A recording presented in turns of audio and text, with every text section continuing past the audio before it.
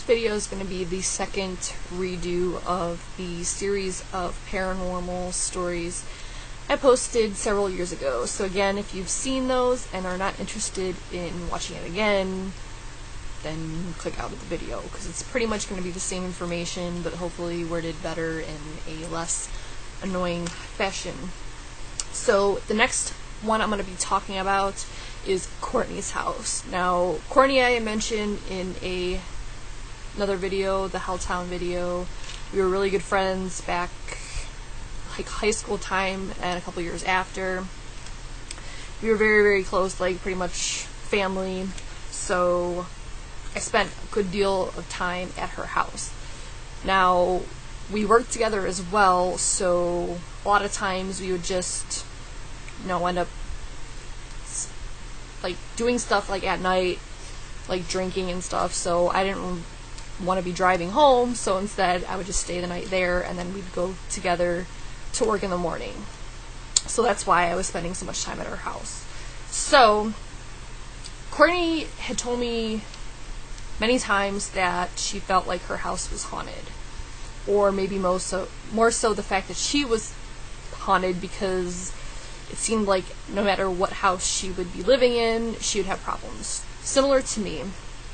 So I never really, I'm open-minded, but I'm not gullible. So while I always knew there was a possibility that she experienced things, I wasn't 100% sure, because sometimes she would elaborate on things or exaggerate them. So I didn't know it was as bad as it was.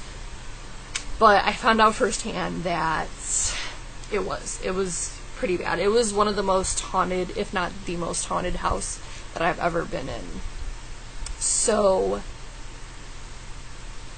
mind you, her father was very skeptical, even more so than my father, and he never said anything about seeing or experiencing anything. But he's the type of person, if something were to happen, he would look at every other explanation besides the paranormal one. Even if it was blatantly obvious that there was nothing to explain it, he would still disregard it. So that didn't surprise me. Her sister, I think she experienced a little bit of it, but not nearly as much.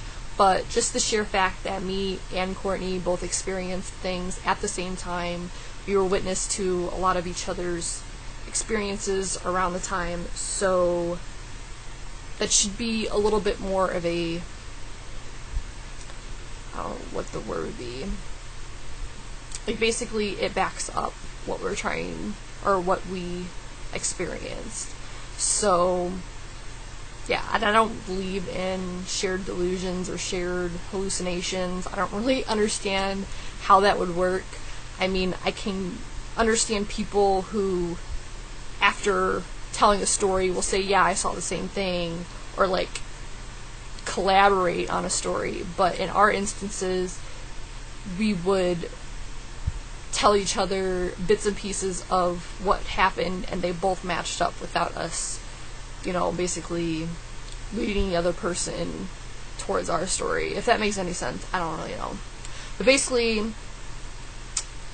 it's just validation that what we saw was real, on top of the fact that there was an instance where she caught something on camera.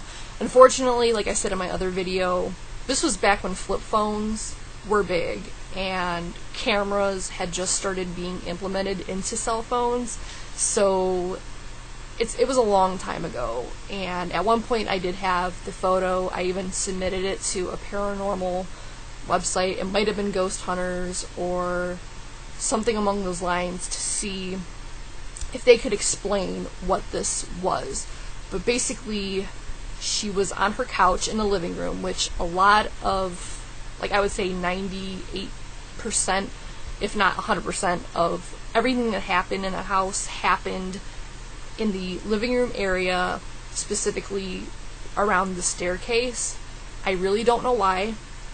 Part of my experience was somewhat explained after I had experienced it, but I'll get into that later in the story. But she was on the couch in the living room, which is right next to the staircase that goes to the attic, and she was laying there with her cat.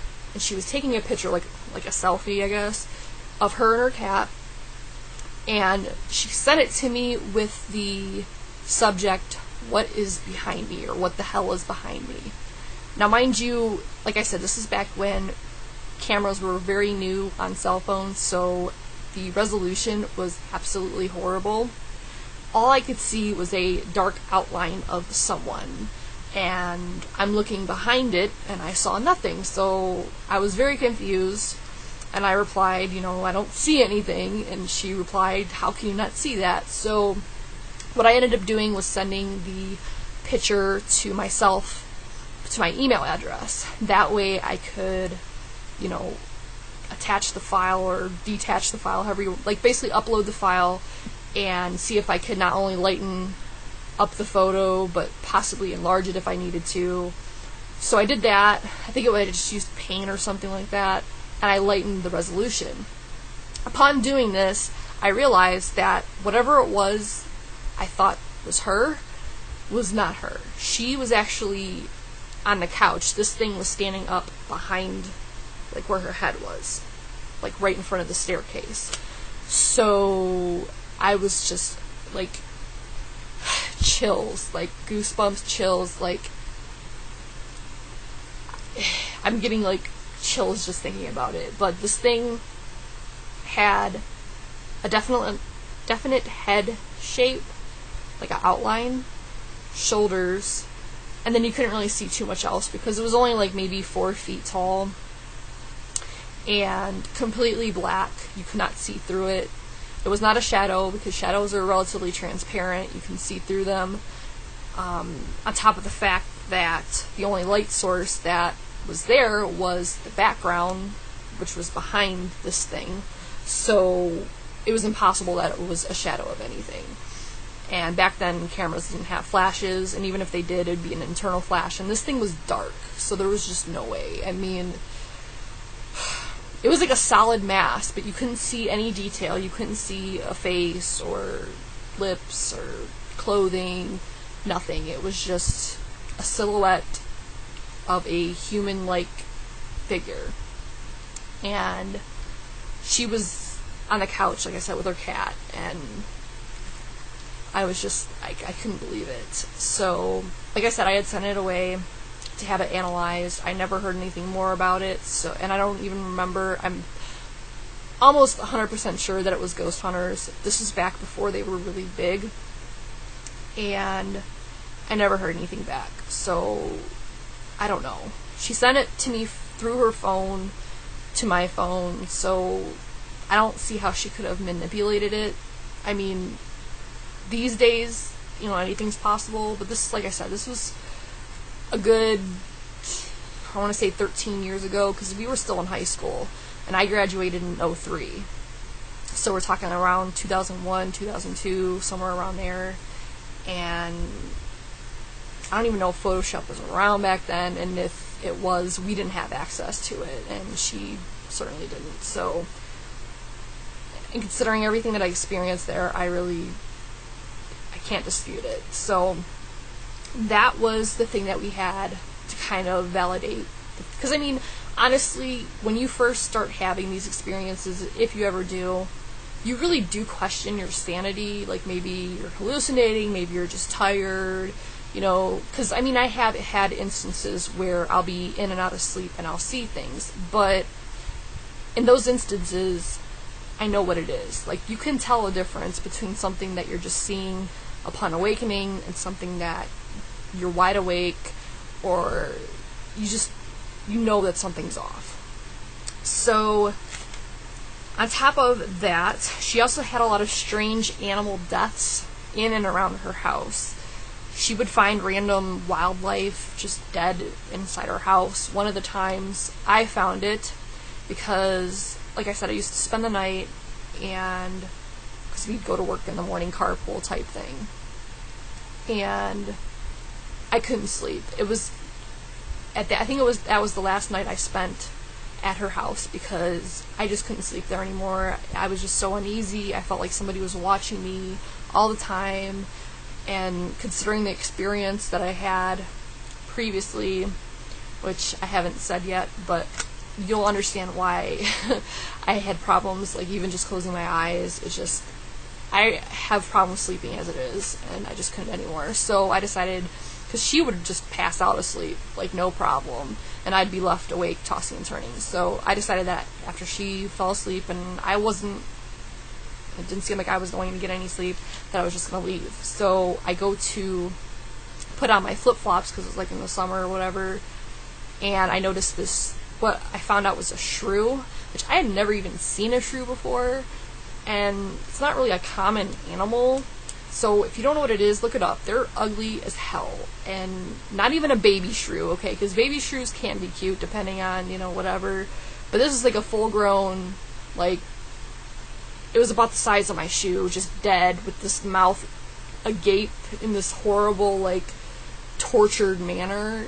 Like, I don't know if her cat killed it. I assume it probably did, because she did have, like, an indoor cat, so it was most likely killed by it, but it was just not something I wanted to see, especially after, being creeped out as it was. So, we'd find those, like, that was the only time I found one inside the house, but we found them, like, all over her yard. One year, after, like, a really bad winter, we found a dead cat carcass in her yard. I mean, it was just, like, I don't know how long it takes a cat to decompose completely, but it was just, like, the skeleton. There was nothing, left. So, I don't know, out of all the houses I've lived in, and I move, well, up until recently, I've moved probably, like, every year for, like, most of my life, but, like, say over 10 different places that I've lived at, I've never had a dead cat carcass in my yard. It was just really weird. On top of that, it didn't seem to matter what, because, like, she started, when she first moved in, because it was her dad, and her sister, who kind of lived on and off in there, because her parents were divorced, so sometimes she would stay with her mom, sometimes she would stay with her dad. She was kind of a troubled youth, so she was kind of, like, bouncing back and forth, but Courtney, for the most part, just stayed with her dad. And when they first moved in, Courtney had the basement room, which was, like, half finished, half not, and it was pretty big, because the finished part took up half the basement, and then the other half was, like, they had, like, a shower, a bathroom, like, where the pipes were, and washing area, like a tub and washer, dryer, all that stuff. And then, the stairs. So it was a big room, and she liked it okay, and then for whatever reason she decided she wanted to move to one of the rooms upstairs, like on the main floor. So she was in one room, but I guess she was having issues there, like seeing stuff, hearing stuff, all that. So she moved to the room across the hall. That wasn't any better. So finally she decided to move to the attic. Now, when she was in the attic, I did stay with her a couple times, and I hated the attic. I don't know why. It was just something so uneasy. Like, out of everywhere in the house, besides, like, the stairwell kind of had to do with the attic. So, just, like, that stairwell, attic area, I don't know if something happened there, but it was just tense. So, we were there one night, and mind you, it wasn't storming, it wasn't windy, nothing, and we heard what sounded like mini footsteps, like a kid running on the roof. Like, well, it was above us, but the only thing above us was the roof. And people say, like, people say that you can mistake a footstep for the house settling, which, depending on the footstep, may be the case. Like, if you just hear, like, a creaking, it's different than a footstep. Like, this had mass, you know what I'm saying? Like, house creaking doesn't sound like you're running, I mean, it's ridiculous. So, like, we kept hearing it on the roof, whatever. Even her cat heard it. And then, like, all of a sudden we started hearing children, like, singing, like, very faintly, like, what they would sing, like, if they were, like, playing Ring Around the Rosie type thing. Super freaking creepy. So, I don't know, I maybe stayed the night twice when she lived in the attic, and I was like, dude, I can't do it. Like, We either have to go to the living room or I need to leave because I just can't do it. So she ended up moving back into the basement. Out of all the places, the basement seemed to be the most neutral for whatever reason out of the whole house.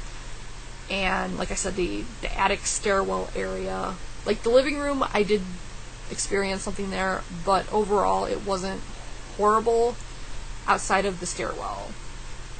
So getting back to the living room, since I keep bringing it up, it was one of those nights where she fell asleep super quickly, which, I mean, it happened every night, because she slept better, or she fell asleep sooner than I did, easier, whatever. So she's, like, passed out, because, like, she had two couches, like, one that was a little bit smaller than one that was longer, and they were sat like this, so there's, like, a little gap right here, which, ironically, that gap right there is where whatever that thing was. And my head was, like, towards where the thing would have been. And then the rest of my body was this way, kind of like next to the stairwell. Well, I was having trouble sleeping, like I said, and kept closing my eyes, and just, like, I kept hearing, like, footsteps, which I heard the footsteps before we even tried to go to sleep, because both her and I heard the footsteps, so I know it wasn't just me, and she said she heard it all the time. So I would keep hearing footsteps, but I just kind of like, okay, it's just the floor or whatever, but I just kind of, like, laughed it off, or not laughed it off, but brushed it off. And then I kept hearing what sounded like wheels rolling, because, like, she had hardwood floor. It sounded like a cart or something that was rolling across the living room, and I'm like, what the heck is going on? So one of the times I closed my eyes, trying to force myself to sleep, something told me to, like, open my eyes. So I open my eyes, and I see this apparition floating above me. Like, probably, like, this high above me. Like, it wasn't right in my face, but it was, like, right above my face. And it was of a woman with long, flowing black hair, Caucasian as far as I could tell, wearing, like, a nightgown type thing, like an older style nightgown.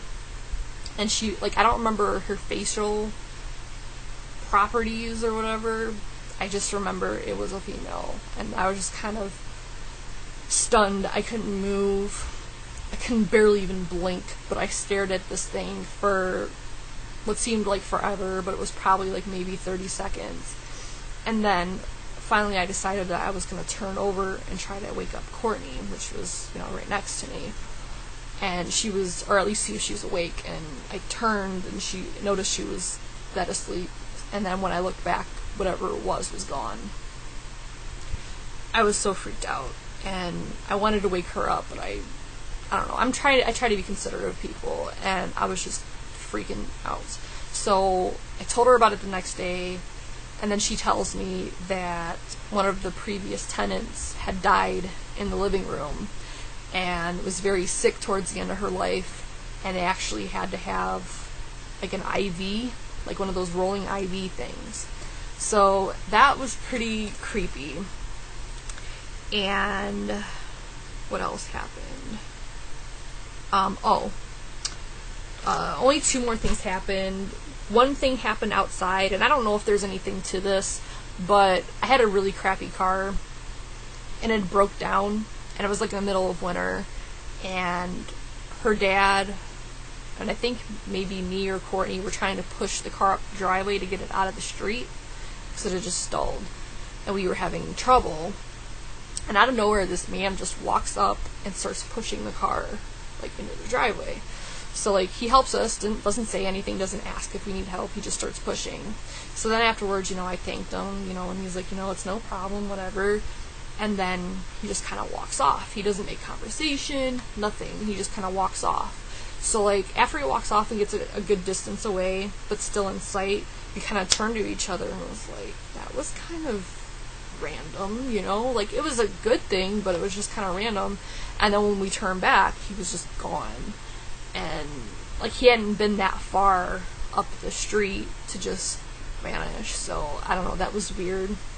And then the last thing that was weird happened in her basement, and it was around Christmas because we were exchanging gifts. It was me, Courtney, my mom, and our other friend.